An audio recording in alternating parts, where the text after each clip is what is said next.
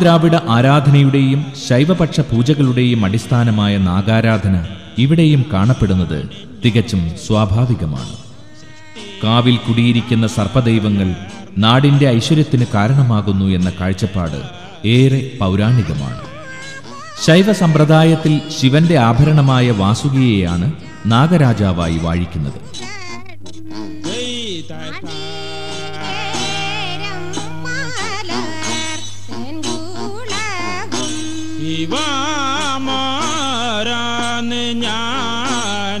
നിങ്ങളുടെ മുമ്പിൽ അവളം വെച്ചങ്ങ് പൂജിക്കുന്നേ.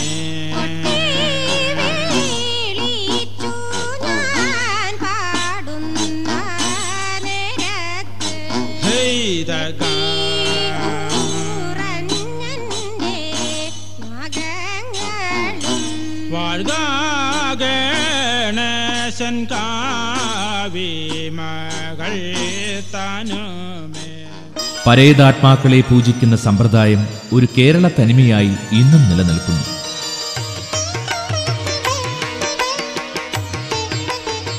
ക്ഷേത്രോത്ഭവവുമായി ബന്ധപ്പെട്ട ബ്രഹ്മരക്ഷസിന്റെ ഒരു തറ ആരാധ്യമായി ഇവിടെയും പരിപാലിക്കുന്നുണ്ട്.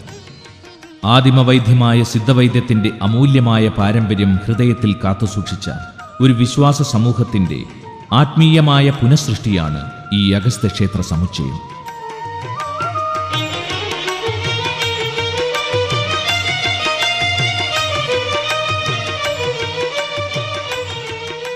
ആയിരത്തി 1990 യശശരീരനായ ശ്രീ സുധീർ വൈദ്യരാരംഭിച്ച ഈ ആശ്രമത്തിൽ ഭാരതത്തിന്റെ ആധ്യാത്മിക പൈതൃകത്തിന്റെ പുനരുദ്ധാരണത്തോടൊപ്പം ആരോഗ്യ ചികിത്സയും നൽകി വരുന്നു. ഗുരുശിഷ്യ പരമ്പരയായി കൈമാറി വരുന്ന ചികിത്സാ നൈപുണ്യം ലോകത്തിലെ വിവിധ ഭാഗങ്ങളിൽ നിന്നുള്ളവരെ ഇങ്ങോട്ട് ആകർഷിക്കുവാൻ കാരണമാകുന്നു.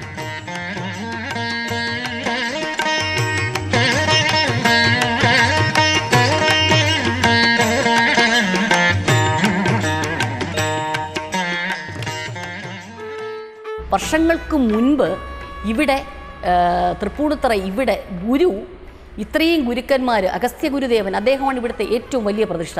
അഗസ്ത്യ ഗുരുദേവൻ ഇത്രയും ഗുരുക്കന്മാരും ഒരുമിച്ച് അവരാദ്യം ഒരു മീറ്റിംഗ് കൂടിയിട്ട്, ഒരു എക്സിക്യൂട്ടീവ് മീറ്റിംഗ് കൂടിയിട്ട് അതിനുശേഷം ഐശ്വര്യലക്ഷ്മിയെ ഇവിടേക്ക് കൂട്ടിക്കൊണ്ടുവരുമായിരുന്നു.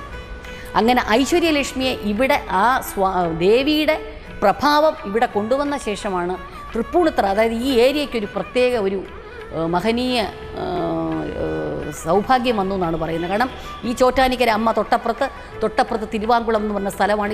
ഈ ദേശം കാണുമ്പോഴേ നമുക്കൊരു പ്രത്യേക ഭംഗിയാണ്. കാരണം മുൻപേ പറയും തൃപ്പൂണിത്തുറ എന്ന് പറഞ്ഞ സ്ഥലമാണ് കോവിലകങ്ങൾ, അമ്പലങ്ങൾ, മുക്കിന് പൂർണ്ണത്രയീശൻ ക്ഷേത്രം മുതൽ പുതിയകാവ് ദേവീക്ഷേത്രം, ഒരുപാട് ദേവീക്ഷേത്രങ്ങളുടെ സംഗമമുള്ള ദേവന്മാരുടെ ക്ഷേത്ര സംഗമങ്ങളും കലകളുടെ സ്ഥലവുമാണ് തൃപ്പൂണിത്തുറ എന്നാണ് പറയുന്നത്. ഈ നാടിന് അനുഭവവേദ്യമാക്കിയ ശേഷമാണ് ഇവിടെ ഉള്ള ഗുരുവിലേക്ക് അദ്ദേഹം വരികയും അങ്ങനെ പിന്നെ ഇവിടെ പ്രതിഷ്ഠ വരികയും ചെയ്തു എന്നുള്ളതാണ് ഇവിടുത്തെ. അപ്പോൾ ഈ അമ്പലത്തിൽ വരുമ്പോഴേ നമുക്കറിയാൻ പറ്റും. കാരണം മൊത്തത്തിൽ നമുക്ക് ഇതിനകത്ത് കയറുമ്പോൾ തന്നെ പിന്നെ ഇവിടുത്തെ പ്രധാനപ്പെട്ട മറ്റൊരു പ്രത്യേകത ഔഷധ ഗണപതി. ഇവിടുത്തെ ഔഷധ ഗണപതിക്ക് വെള്ളിയാഴ്ച ഔഷധച്ചാറ് തരും ഇവിടെ, മൂലികച്ചാറ്. ഈ മൂലിക ഗണപതി ഭഗവാന്റെ മുമ്പിൽ വെച്ച് തന്നെ ഈ മൂലിക ഉണ്ടാക്കിയിട്ട് ഭഗവാന് നേദിച്ചിട്ട് നമുക്ക് ഈ മരുന്ന് തരും. ഏത് അസുഖത്തിനും ആ മൂലികച്ചാർ നല്ലതാണ്. വെള്ളിയാഴ്ച തോറും ഇവിടെ കിട്ടുമത്. അപ്പം ഔഷധ ഗണപതിയും ഉണ്ട് ഇവിടെ. അതാണ് ഈ അമ്പലത്തിൻ്റെ ഏറ്റവും വലിയ പ്രത്യേകത തീർച്ചയായിട്ടും. കാരണം ഈ ഏരിയയിലുള്ളവർക്കൊക്കെ ഇതറിയാമായിരിക്കും. ഈ പ്രോഗ്രാം കാണുന്ന പലർക്കും ഇതുപോലെ ഗുരുവിനെ ഇഷ്ടപ്പെടുന്നവരുണ്ടാവാം.